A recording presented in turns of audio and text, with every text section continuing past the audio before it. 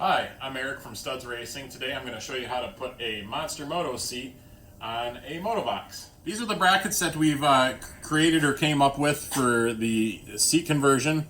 They're L brackets. These are also available at Studs Racing under the seat hardware section. So these are the two brackets that you're going to put in. Initially, from the factory, they had two holes in the top here, and then you got a hole up in the front here. You don't utilize this one. The seat will actually slide underneath here, and then the back two tabs will fall into here. So I'm going to do a visual for you. So this is pretty much what it's going to look like. Alright, so to install the seat, very simple. We're going to put the seat on the bike here.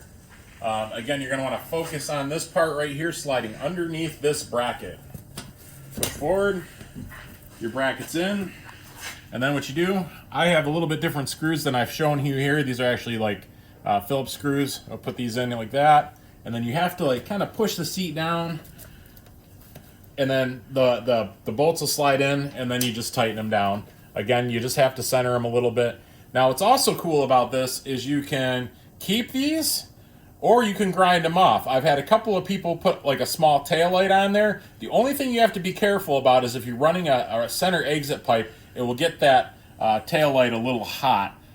So really I would recommend this more on the side exhaust, or if you have something that's out of the way, or if this is down a little bit more. But me personally, I'd like to cut these off and leave it like that. And that's how you do that. Very simple. We sell it $5 on our website, studsracing.com.